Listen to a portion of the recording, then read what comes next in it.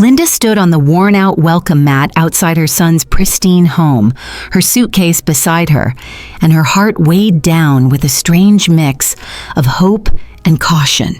It had been 3 months since Brian insisted she move in. "You shouldn't live alone anymore, Mom. Let us take care of you," he'd said with that persuasive smile of his. Linda believed him. After all, she had raised him to be thoughtful. She wanted to believe that kindness lived permanently inside her son.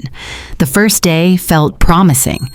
Chloe, her daughter-in-law, greeted her at the door with a polite but practiced smile. "We've set up the guest room," she said, then added, "It's in the basement, a bit cold, but you can use the portable heater." The room wasn't decorated. No photos, no blankets on the bed, not even a clock. Just a bed frame, a small table, and the smell of paint thinner.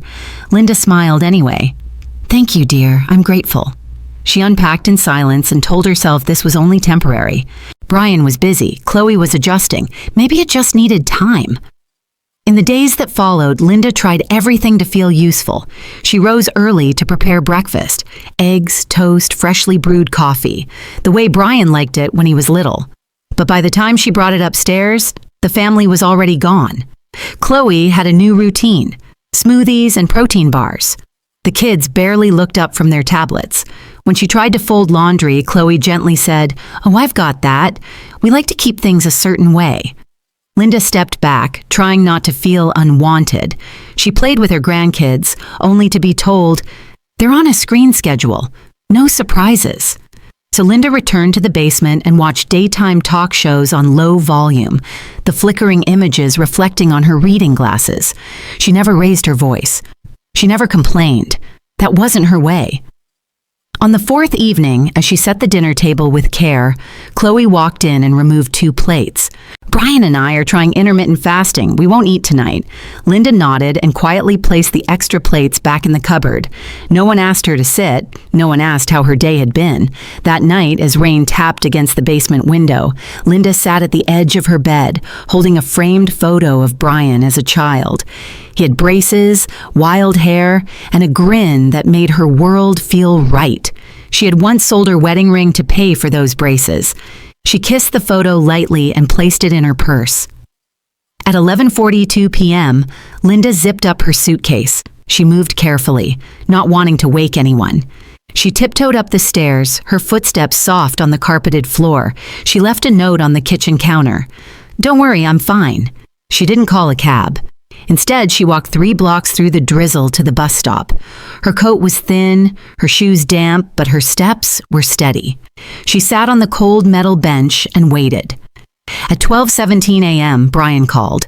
His voice crackled through the phone. "Mom, where are you? Chloe said you're not in your room." Linda held the phone to her ear for a moment before answering. "I'm on my way home, Brian." "Home? You are home. What are you talking about?" "No, sweetheart," she said gently, not bitterly. "Home is where I can sit at the table without waiting to be invited. Home is where I'm not scheduled in or out. I'm choosing a place where I'm not part of someone else's routine. Mom, come on, it's late. Just come back, we'll talk.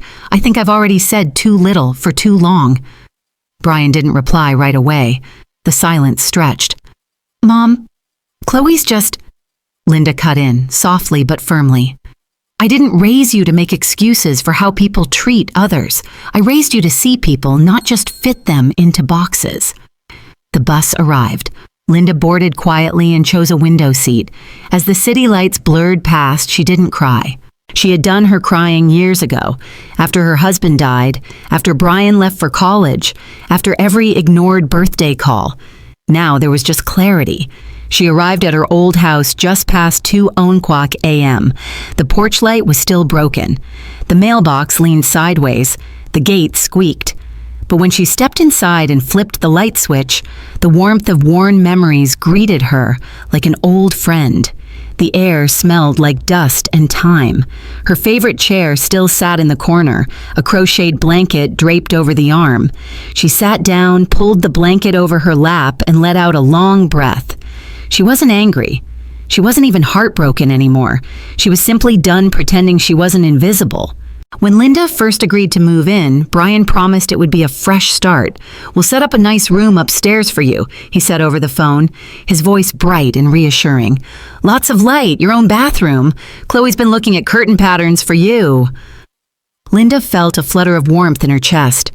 She imagined a little room with sunlight pouring through lace curtains, the laughter of her grandchildren echoing nearby, and maybe, just maybe, a second chance at being needed again. But when she arrived, the promised room didn't exist. Chloe met her at the door with a tight smile and an apology rehearsed to sound casual. "We're still figuring out the layout upstairs.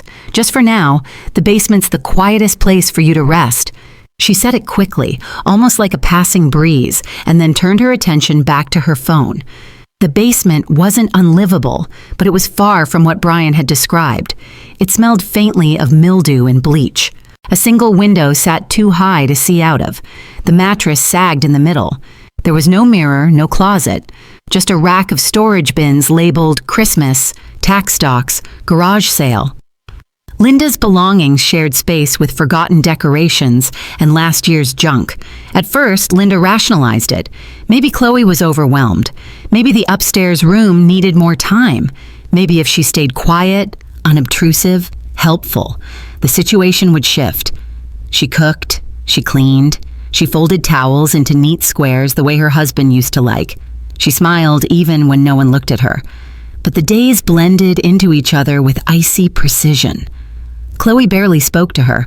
Brian came home late, tired and distant. The children didn't understand why Grandma lived downstairs. Once Linda heard her grandson whisper, "Is she staying forever?" And Chloe replied, "Just for now, honey. She's between homes."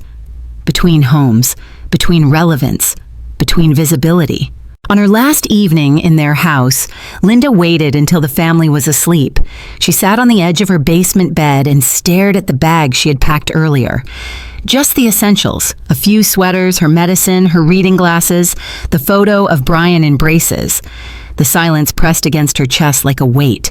She moved quietly. Upstairs, the clock in the hallway struck midnight. No lights flickered on. No one stirred. She paused at the front door, her hand on the knob, listening for footsteps. But there were none, not even the creak of floorboards. As she stepped outside, the cold air wrapped around her like a shawl woven from disappointment. She pulled her coat tighter and wheeled her small suitcase down the porch steps. Halfway to the bus stop, Linda glanced back. The house stood dark and still. No silhouette at the window, no whisper of movement. She had imagined, perhaps foolishly, that someone might call her name, that Brian might say, "Wait, come back inside." But even the crickets were silent. At the station bench, Linda sat under a flickering street lamp, her suitcase beside her. A cat skittered across the sidewalk. A soda can rolled slowly in the wind. She rubbed her hands together and looked up at the sky. The stars, at least, didn't avert their gaze. She wasn't angry. Not really. Anger required energy, and Linda had spent hers already. On dinners gone uneaten, on smiles not returned, on conversations where she listened but was never heard. She leaned back, eyes half closed, remembering Brian's voice as a boy. How he used to call her his home base during hide and seek. The safe place, the anchor, the one who never moved. Now she was the one leaving, and no one even noticed. When the bus arrived, Linda stood slowly, her joints aching from the cold. She placed her suitcase in the storage compartment and climbed aboard. The driver gave her a nod. "Where to, ma'am?" She answered quietly, "Just home." As the vehicle pulled away, she pressed her forehead to the glass, watching the rows of houses blur into shapes and shadows. Her breath fogged the window. A tear slipped down her cheek, not out of regret, but release. Leaving that house was like removing a too tight pair of shoes after a long walk, painful but necessary. She cried softly, shoulders shaking, but there was a strange lightness in her chest, like finally exhaling after holding her breath for years. She wasn't going back to a palace. Her old house was dusty and small, but it was hers. It was honest. It didn't ask her to shrink. As the city lights faded behind her, Linda wiped her cheeks and whispered, "I'm still someone." even if they forgot. The old house creaked in protest as Linda unlocked the front door. The air inside was stale, filled with the scent of long-forgotten wood polish and the faint trace of lavender from the old sachets she used to tuck into drawers. The furniture was still covered with sheets, like ghosts waiting for her return. The silence felt thicker here, but less cruel. She flicked on a lamp in the living room. The yellow light buzzed but held. The armchair, her late husband's favorite, was right where she'd left it. The photos on the wall tilted slightly, their frames coated with a fine layer of dust. It had been years since she truly looked at them. Brian's childhood smile stared back from one, missing front teeth and chocolate-stained cheeks. Linda walked slowly through the house, her hand brushing the walls like she was greeting an old friend. In the hallway closet, tucked behind a box of winter scarves, she found the stack of old notebooks she'd kept for decades. One, in particular, caught her eye. Its red plastic spiral bent, the cover decorated with faded superhero stickers. Brian's handwriting greeted her in messy pencil lines. "Dear Mom, thank you for making spaghetti last night. It was the best. Love, Brian." She smiled, heart aching. Page after page, there were little notes. "I got an A on my spelling test. I think Emily likes me. Can we go camping again?" Then came a page she didn't remember reading before. The words were more serious, more mature, probably written in high school. "Sometimes I don't want to go back. School feels like a wall I can't climb. I'm not as smart as the other kids. If I left, maybe I could help out.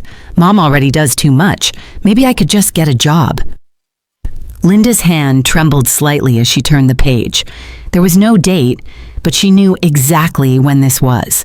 Brian was 16. That year, her husband had lost his job. They were behind on the mortgage, eating canned soup and praying for a miracle. Brian had come home silent, withdrawn. He never told her how lost he felt, but now she saw it written plainly in his teenage scrawl. She remembered the night he almost didn't return from school. He'd called from a gas station 2 towns over. "I just needed to breathe," he'd said.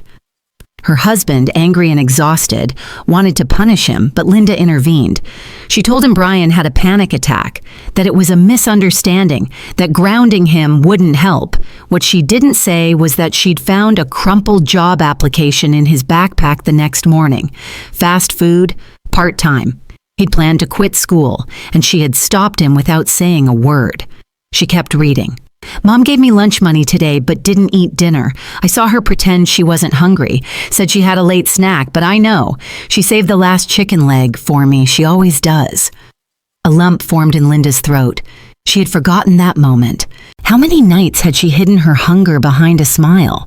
How many times had she chosen to make sure he ate, to wear the same old coat for one more winter, just so Brian could have new shoes? But here it was, proof that he noticed, and yet he had never said a word. Linda leaned back against the wall and slid down slowly, the notebook resting in her lap.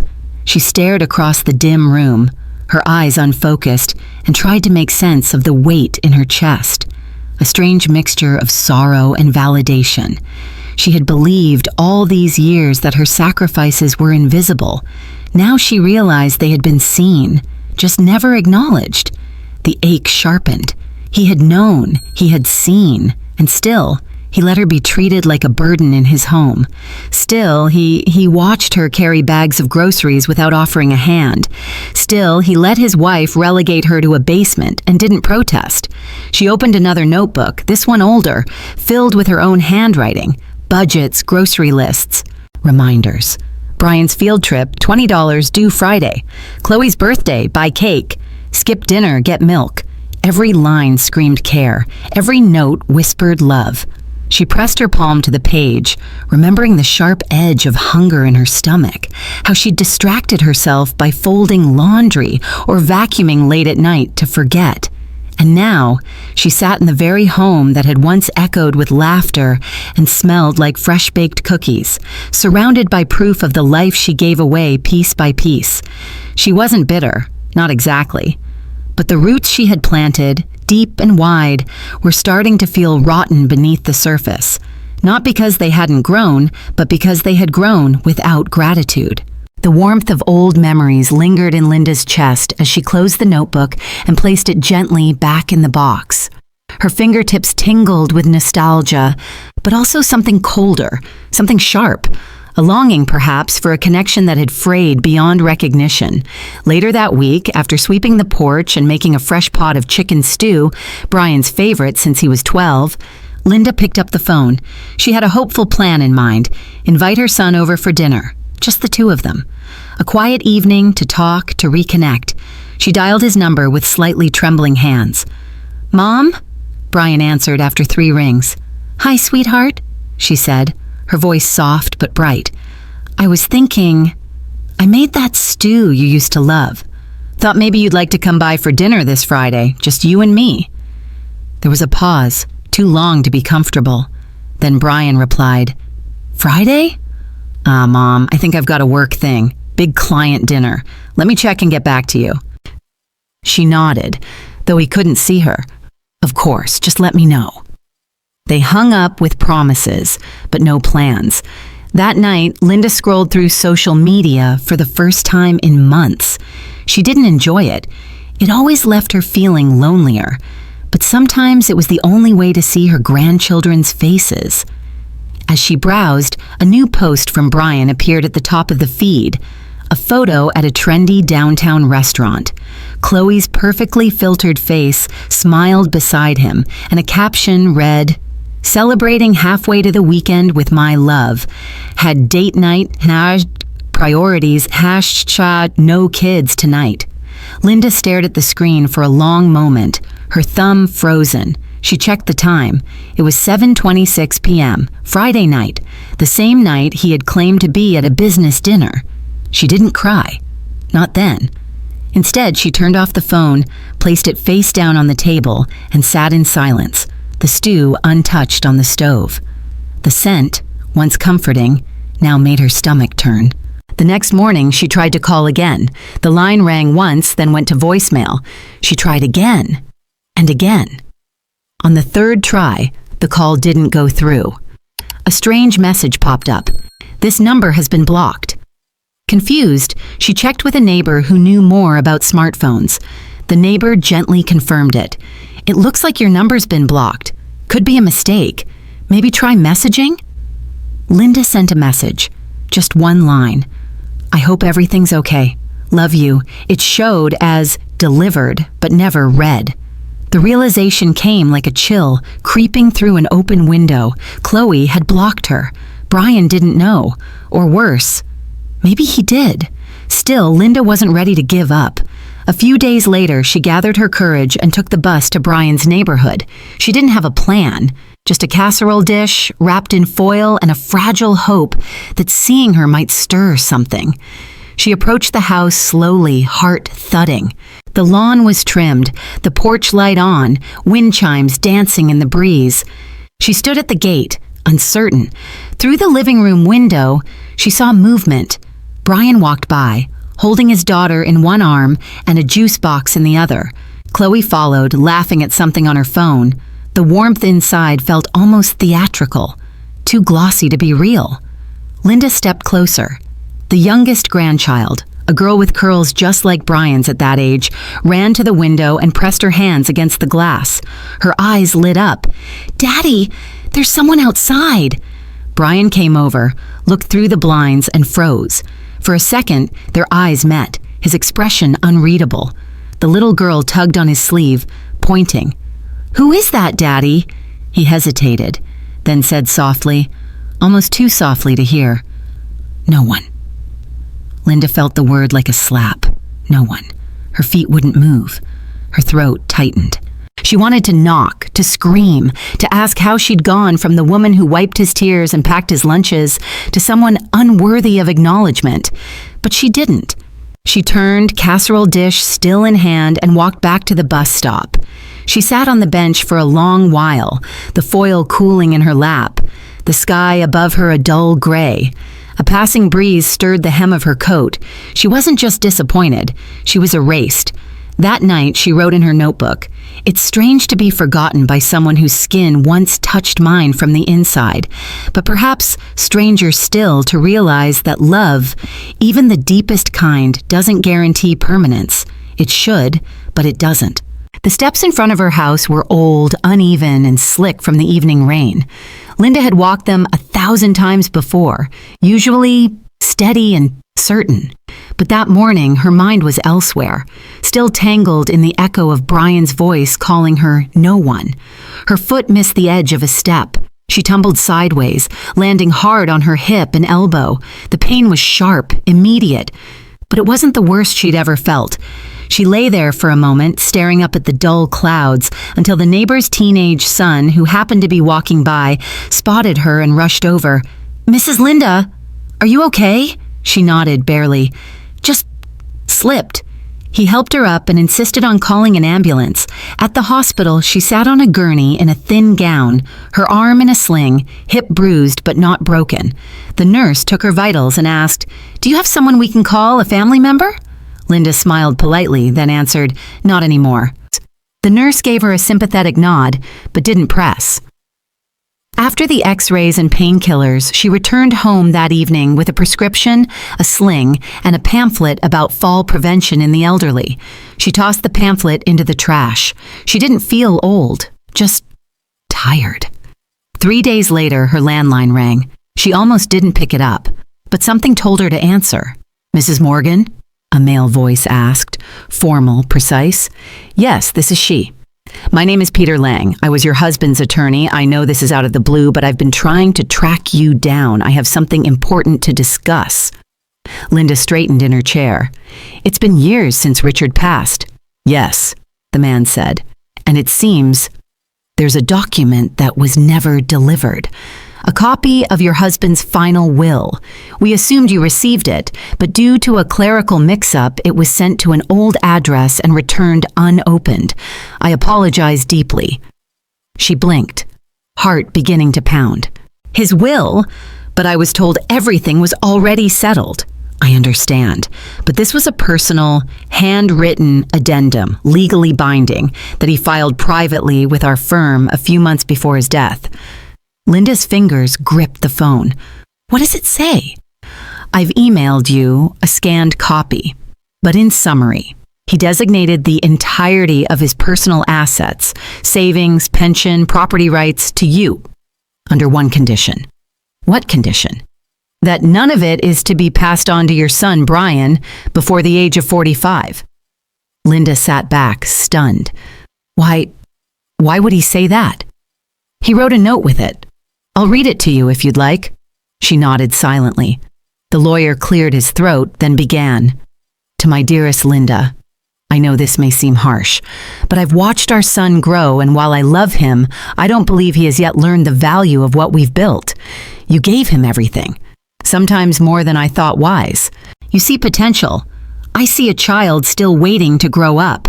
If he reaches 45 and has learned responsibility, this restriction won't matter. If not, perhaps this letter will one day help him understand the cost of entitlement." Linda closed her eyes. Her husband's voice echoed in the words, firm, cautious, but filled with quiet care. She remembered how they used to argue. She wanted to support Brian through every misstep. Richard wanted him to earn every inch of ground he stood on. They were both right, and both wrong. Peter continued, "Legally, the assets are yours to control. If you wish to disregard the age restriction, there are ways, but—" "No," Linda interrupted softly. "I'll honor it." "Very well. Would you like me to send over a full summary?" "Yes, please, and thank you." After hanging up, she sat in silence. The folder he emailed appeared on her screen minutes later. She opened the PDF. Her husband's handwriting stared back at her. Familiar loops and sharp corners. The way he always wrote her name like it was part of a love letter, even when it wasn't. She read every word, every line.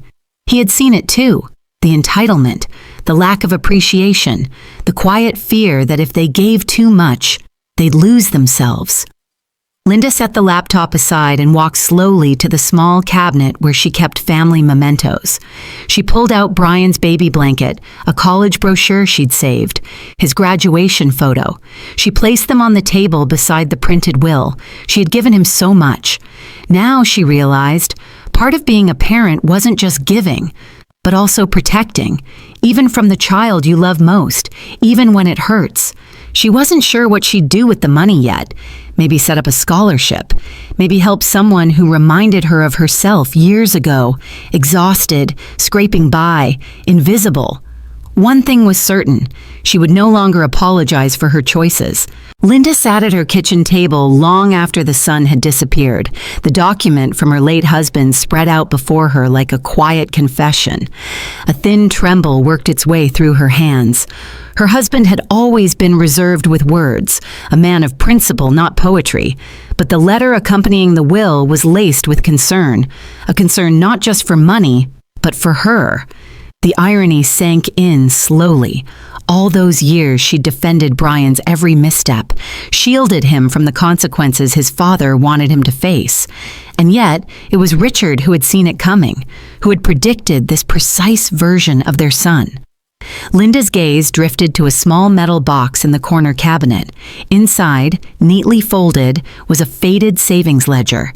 She retrieved it with cautious fingers. As she flipped through the entries, each number told its own quiet story. Birthday gifts, school supplies, doctor visits.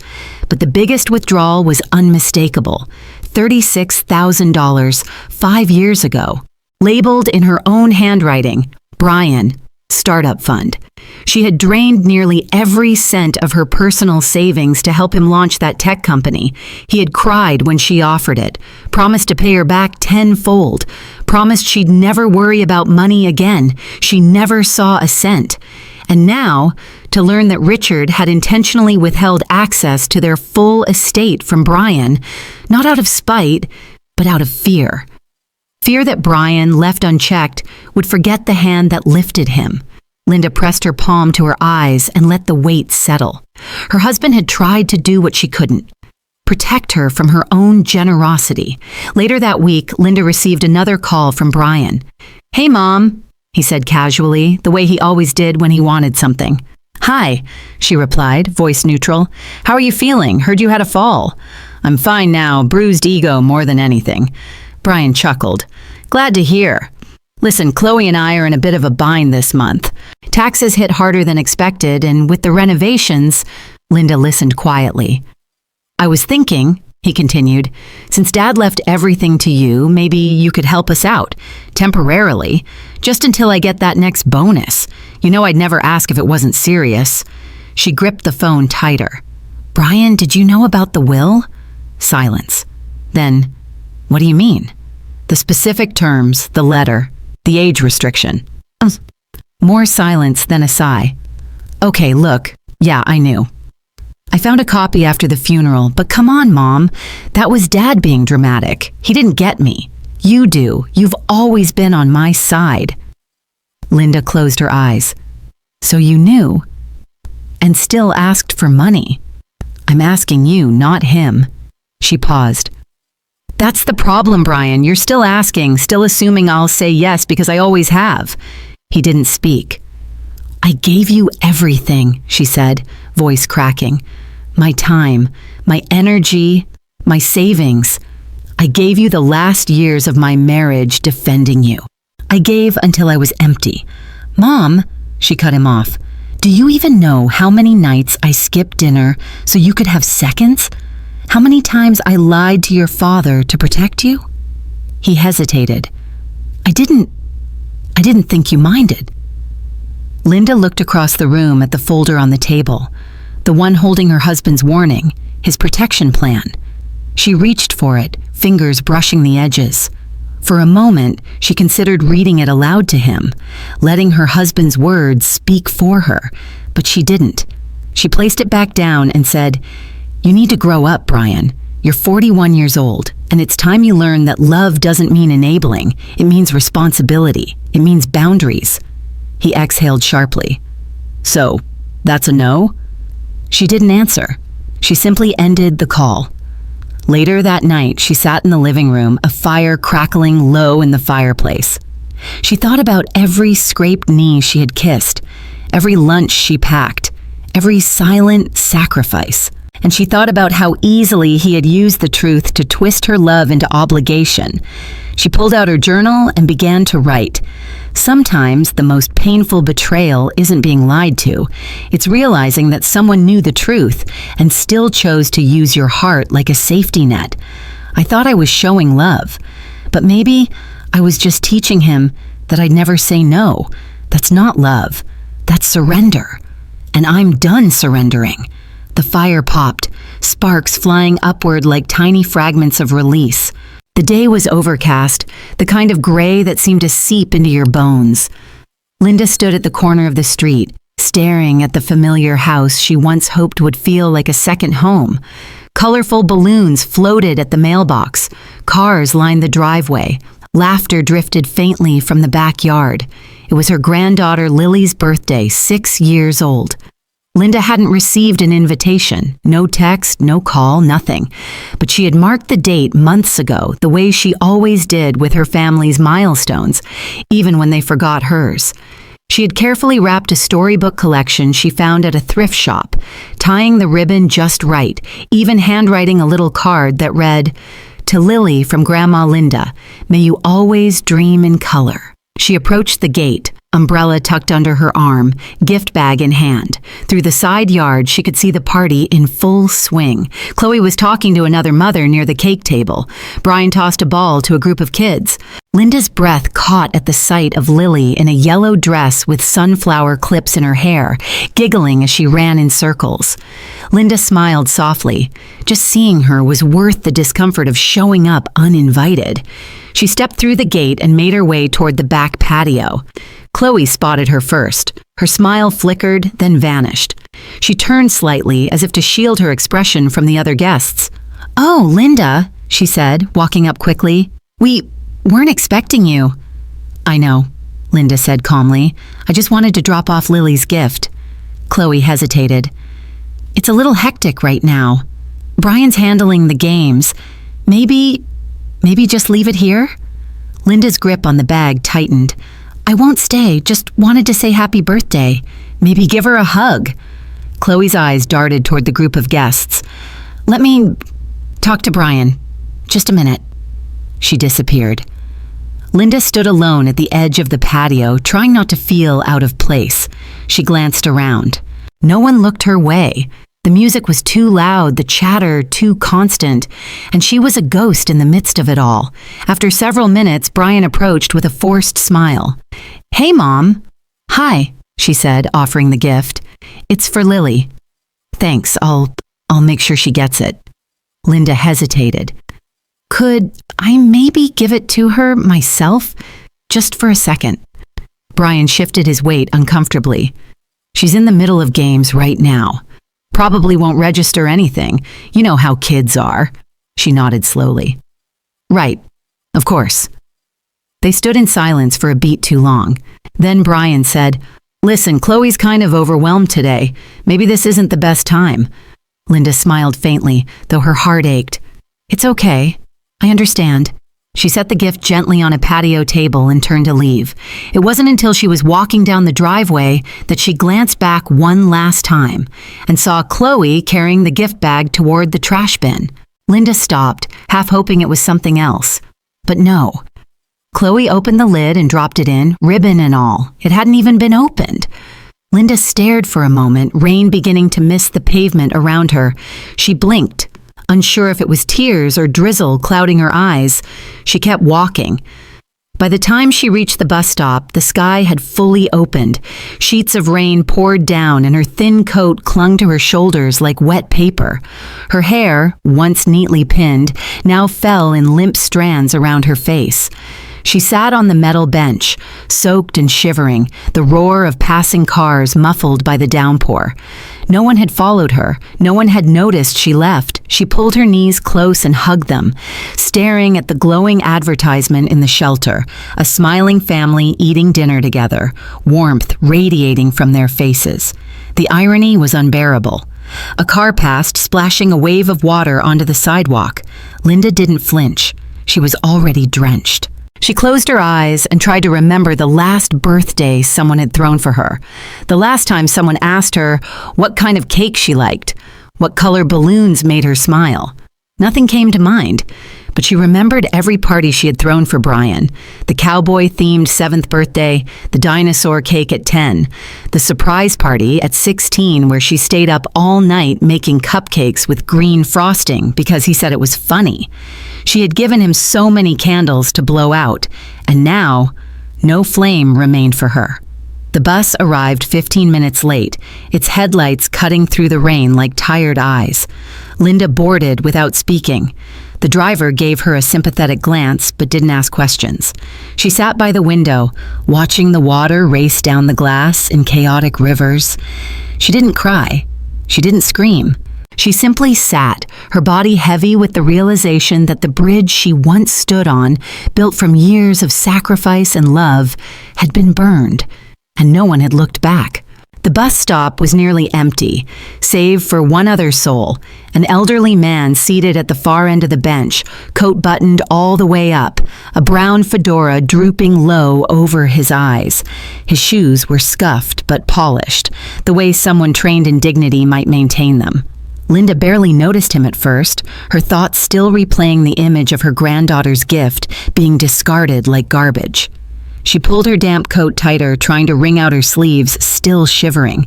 Her skin itched with the sting of rejection. Her chest ached with something deeper than heartbreak. It was the ache of erasure, like she'd become transparent to the people who once clung to her for warmth. "You look like someone who once had everything," the man said, his voice gentle, yet firm. Linda blinked, surprised.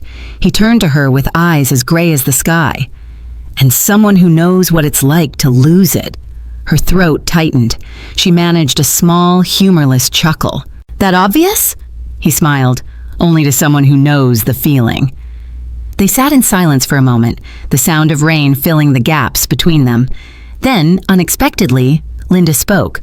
"I went to my granddaughter's birthday today. No one invited me. I went anyway. I brought a gift. I saw them throw it in the trash." The words came faster after that. She talked about Brian, about Chloe, about the basement, about giving away her savings, her pride, her place in the family. All of it slowly, piece by piece, until she was just a guest in her own legacy. She talked about the will, the hidden letter, the silence that followed every phone call, the way her heart cracked, not all at once, but in quiet, unnoticeable fractures. By the time she stopped, her hands were shaking, her voice raw, her eyes swollen. The old man didn't interrupt once. He simply listened, nodding occasionally, eyes never leaving hers. When she finished, she looked away, embarrassed by the flood of emotion. "Sorry," she muttered. "You didn't ask for all that." "I did," he said softly, not with words, but with presence. "And you needed someone to hear it." She nodded, tears streaking through the grime on her cheeks. The man extended a small, folded handkerchief. She accepted it, wiping her face. "Let me ask you something, miss." He hesitated. Linda, he said. "Have you ever thought about starting over?" She laughed again, a little stronger this time. "At 65? With nothing but some old notebooks and a bruised hip?" He smiled. "That's more than most. You've got memories, grit, a spine that still stands after being bent for years. That's not nothing." She tilted her head. "Why do you care?" "Because," he said, reaching into his coat pocket and pulling out a weathered business card. "I'm not just an old man. I'm chairman of the local community council in a town about 40 miles from here. A small place, good people. But we've got a problem. Our senior center's losing volunteers. The community garden is falling apart. No one to teach history at the library anymore. We need someone with heart, with backbone, with life experience." He handed her the card. She read it. Raymond Coleridge, Community Development Chair, Westridge Township. Raymond leaned back, adjusting his hat. "I've been praying for a spark to come along, and tonight, in the middle of a rainstorm, she sat down next to me at a bus stop." Linda stared at the card, blinking hard. "Are you serious?" "As a heart attack," he said with a grin. She looked away, overwhelmed. I'm not sure I have much left to give." He pointed at her chest. "That's where you're wrong. You gave everything to people who didn't know how to treasure it. I'm offering you a place where people do." She swallowed. "What would I even do?" "Help. Teach. Organize. Just be present. Let people learn from you. You've got a world inside you, Linda. Don't let it rot in silence." The bus arrived then, brakes hissing, doors opening with a pneumatic sigh. Raymond stood. "I'm heading back to West Ridge now. Bus stops there next. You don't have to decide tonight. But if you want to see what it feels like to be needed again, come take a look." He stepped onto the bus, paused, then turned. "Seat next to me's open." Linda sat frozen for a second. Then, slowly, she rose. She left behind the soaked bench, the blinking billboard, the neighborhood that had forgotten her. She stepped onto the bus and into a future that, for the first time in a long time, wasn't written by her past. The town of Westridge wasn't grand. It didn't have skyscrapers or trendy coffee shops or gourmet bakeries, but it had something Linda hadn't felt in years. Welcome. Within her first week at the community center, Linda found herself swept into a whirlwind of purpose. There were seniors needing help filling out government forms, volunteers trying to organize craft days, and lonely widows who just needed someone to listen. Linda became their anchor. She arrived each morning with a thermos of coffee and left each evening just as the last window light dimmed. Her days were filled with paperwork, laughter, shared recipes, and small victories. Getting Mrs. Talbot to finally try yoga. Helping old Mr. Gaines write the first letter to his estranged daughter in 20 years. For the first time in what felt like forever, Linda wasn't invisible. She wasn't a burden. She was necessary. The town embraced her without question. People waved when she passed. The librarian remembered her name. The grocery clerk asked how her tomato seedlings were doing. Her hands, once worn from cleaning kitchens for ungrateful guests, now tended garden plots and guided calligraphy pens for arthritic fingers. She didn't tell anyone much about her past. She didn't need to. Linda's silence wasn't shame. It was choice. This new life wasn't about erasing the old one. It was about planting something new in soil that welcomed her roots. It was on an ordinary Tuesday, while setting up folding chairs for the monthly storytelling session, that Linda saw her ghost from the past. The doors to the community center opened, and in walked Chloe. She wore her usual polished blazer, her phone in hand, her heels clicking against the tile floor with calculated precision. Her eyes scanned the building with detached interest, a clipboard under one arm. "Excuse me," Chloe said to the receptionist. "I'm with the city planning office. We're doing a survey of community centers for a regional funding initiative." The young receptionist nodded. "Welcome! Our director is just inside finishing setup." Chloe smiled, distracted, and took a step forward, then stopped cold.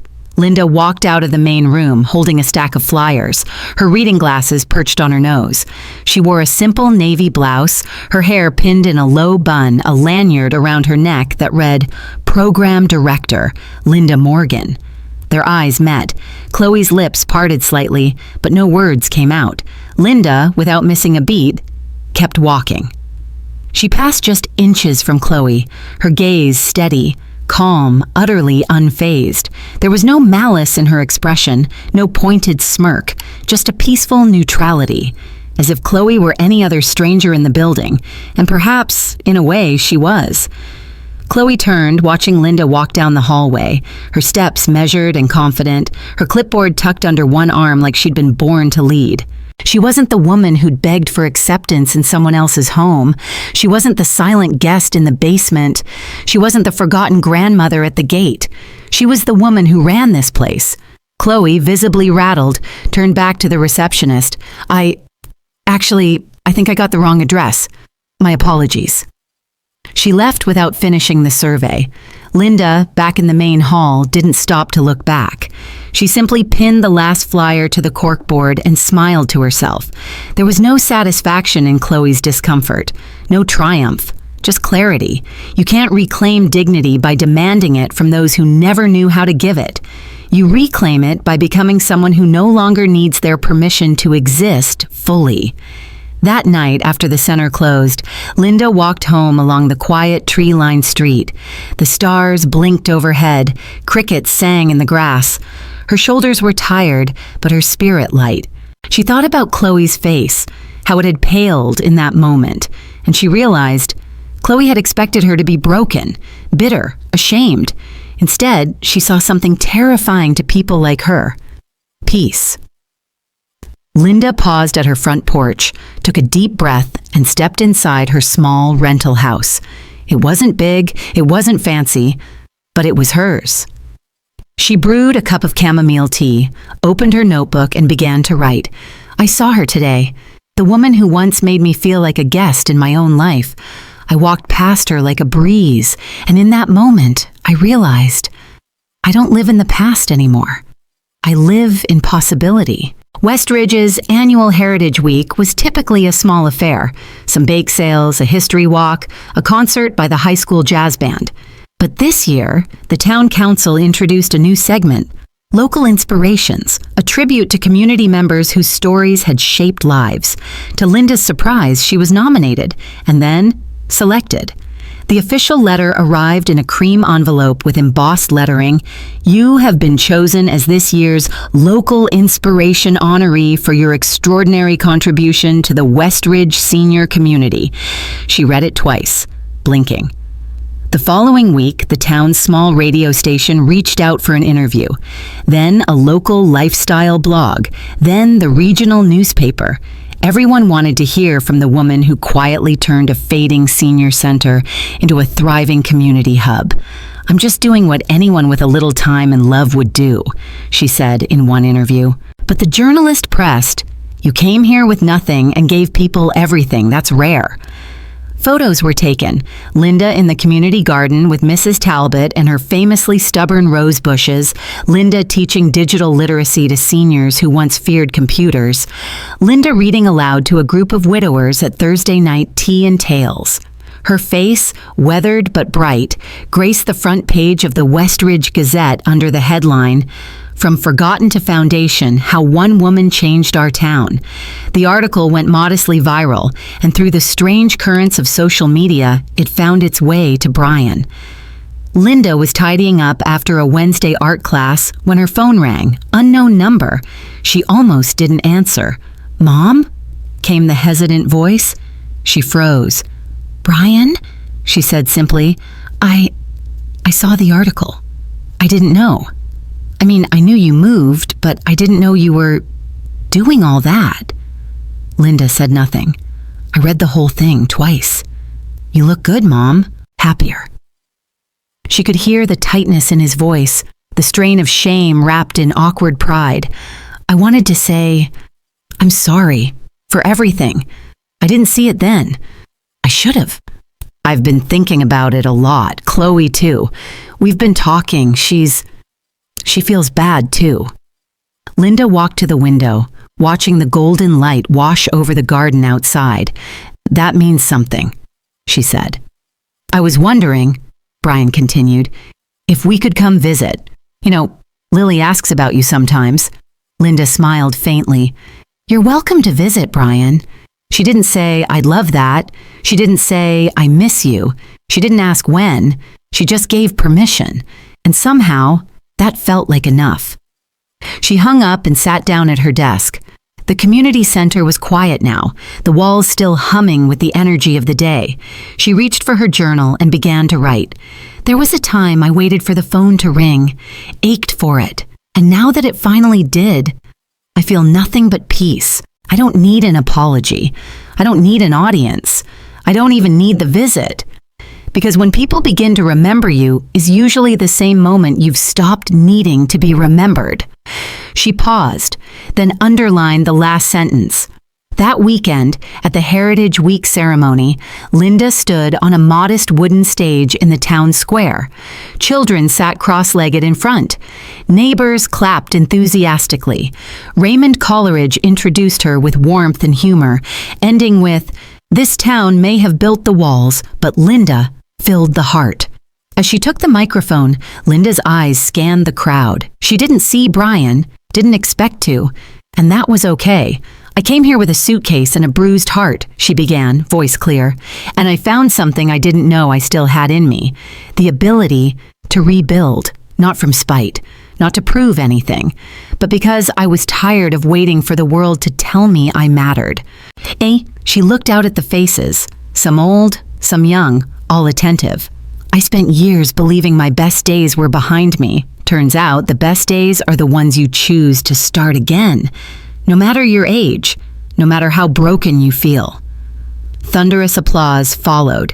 Later, as she walked back to her modest home under a sky streaked with pink and orange, Linda felt no yearning for the past, just gratitude for the quiet, for the second chance, for the peace that comes when you no longer chase what doesn't want to be caught. That evening, she sat in her reading chair, cat curled at her feet, and sipped warm tea. She glanced at her phone. No new messages. Still okay. She reached for her journal once more and added one final note to the day. Forgiveness is not about opening the door again. It's about knowing you could and choosing not to. It's the silent freedom that comes with healing. The bell above the door chimed with its usual cheerful jingle as the morning rush trickled into Linda's hearth. The small bakery tucked between the town's hardware store and the flower shop. It had only been open for 6 weeks, but it already felt like it had always been there. A warm, wood-paneled refuge where cinnamon rolls met conversations and muffins were served with a side of community. Linda stood behind the counter in a soft gray apron, her hair pulled into a bun, cheeks kissed pink from the oven's glow. The scent of cardamom, honey, and fresh bread swirled in the air. The bakery wasn't just a business, it was a beacon. People came for food, yes, but they stayed for her. Stories shared over steaming cups, advice sought at corner tables, laughter spilling over the clink of teacups. It wasn't the life Linda had imagined in her 50s, but it was one she had claimed in her 60s. On one wall, just above a little bookshelf stacked with secondhand novels, hung a simple wooden picture frame. Inside was a photo from the Heritage Week ceremony, Linda holding her award, surrounded by the seniors she served. The caption beneath read, "To those who rebuild with love." That morning, as the last of the regulars filtered out and she wiped down the counter, the bell chimed again. Linda looked up and froze. Brian stood in the doorway, hand resting gently on the shoulder of a young girl in a lavender hoodie. Her hair was pulled back in a ponytail, her eyes wide and curious. It had been almost a month since that phone call. "Hi, Mom," Brian said, tentative. "Morning," Linda replied evenly, her smile polite but reserved. Brian glanced around. "Nice place." "Thanks, it's been good to me." He nudged the girl gently. "Lily, this is your grandma." Lily blinked, then tilted her head, studying Linda like a mystery she didn't quite understand. "You're my grandma?" she asked, voice small but clear. Linda leaned forward slightly, resting her elbows on the counter. "That's what they say," she replied with a soft smile. "What's your favorite kind of pastry?" The girl's eyes lit up. "Chocolate croissants, the really flaky kind." "Well," Linda said, turning to the display case, "today happens to be your lucky day." She used tongs to pull the biggest, flakiest chocolate croissant from the tray, placed it on a small plate, and set it in front of the girl. "On the house!" Lily giggled. "Thank you." Brian shifted awkwardly, hands in his pockets. "I thought she should meet you. I've told her stories, but..." Linda raised her eyes to meet his. "Better late than never." He nodded. "She's been asking questions since the article. Wanted to know why you weren't around." Linda leaned on the counter. "And what did you tell her?" Brian sighed. "That I made some mistakes. That grown-ups sometimes forget what really matters." She nodded slowly, then turned to pour a glass of milk for Lily. No anger, no lectures, just the quiet dignity of a woman who had nothing to prove anymore. Lily sat on a stool by the window, happily devouring her croissant, crumbs dotting her hoodie. She looked up once and said, "This place smells like hugs." Linda chuckled. "That's the cinnamon. It knows how to comfort. Brian looked around again, eyes resting on the photo on the wall. You've built something really special here. I've had good practice, she said, not unkindly. He hesitated, then pulled a small envelope from his coat. I wrote something, not a speech or anything, just thoughts. I didn't know if I'd be able to say it out loud. Linda accepted the envelope but didn't open it. I'll read it later, she said gently, when the bakery's quiet. Brian nodded. Of course. Lily came bouncing back to the counter. Can we come again next week? Linda looked at her, heart tugging in a way both familiar and new. Only if you promise to help me taste test the blueberry muffins. The girl grinned. Deal. They left not long after, Brian offering a hesitant wave. Linda returned it, calm and steady as the bell jingled once more. She didn't cry. She didn't feel a rush of closure or triumph, just peace. That whatever would happen next, visits or silence, apologies or absence, she would be okay. She stood behind the counter again, hands folded, eyes resting on the framed photo. Then she whispered, almost to herself, I'm still here. The morning after their visit, the bakery felt warmer than usual. Linda moved through the motions like always, rolling dough, folding pastries, dusting flour over soft mounds of bread. But something quiet stirred within her, Not like a storm, not even a breeze, just a shift. Like an old piano finally in tune again. It was mid-morning when Brian returned, alone this time. He stood awkwardly near the counter, hands tucked into his jacket, shoulders slightly hunched. He looked older than she remembered, less polished, more human. Linda glanced up from the register. Back so soon? He gave a sheepish smile. Forgot to buy Lily's promised blueberry muffin. She raised an eyebrow, pulled a muffin from the display, wrapped it neatly, and placed it in a small brown bag. There, muffin emergency solved. Brian didn't take the bag immediately. He looked at her, eyes misty, voice low. Mom, I was wrong. About everything. Linda didn't answer, waiting. I thought you'd always be there. That no matter how badly I acted, how many calls I ignored, you just keep showing up. Because that's who you were. Indestructible. Always giving. Never asking. He exhaled. But that wasn't strength. That was sacrifice. And I never saw it.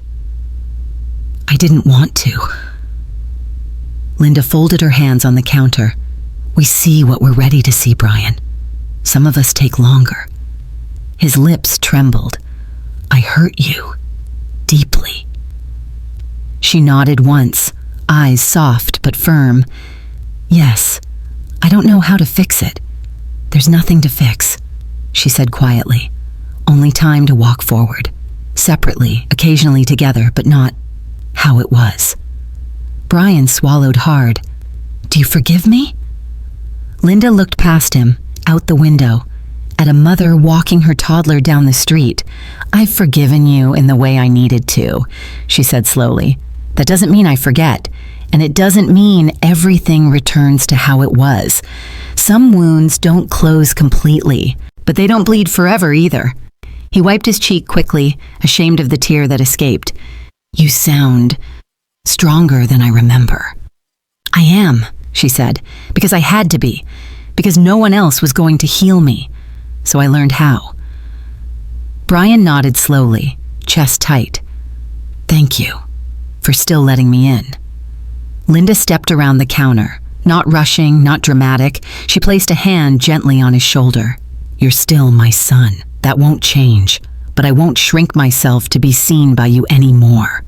Brian opened his arms hesitantly. She allowed herself to be embraced. It wasn't a reunion. It was a reckoning. He held her like someone who'd found something they thought lost forever, but knew better than to grip too tight. They stood there for a long moment. No words, no promises, just quiet presence. Later that afternoon, after Brian had gone, Linda stood by the picture wall in the bakery. She had added a new frame beside the Heritage Week photo. It was a candid snapshot taken by a customer a few days prior, Linda laughing as she handed a bag of pastries to a teenage boy. Her eyes crinkled, the sun catching the silver in her hair. A sliver of joy preserved in time. Below the photo, a simple plaque read, "Linda, the woman who needed no one's permission to matter, but who everyone remembered." She stood for a moment, fingers brushing the frame, then returned to her spot behind the counter. Another customer walked in asking about the day's specials. Outside, a small crowd gathered for the weekend farmers market. The scent of fresh bread and summer berries mingled in the air. Children darted between stalls, and couples sipped coffee on the curb.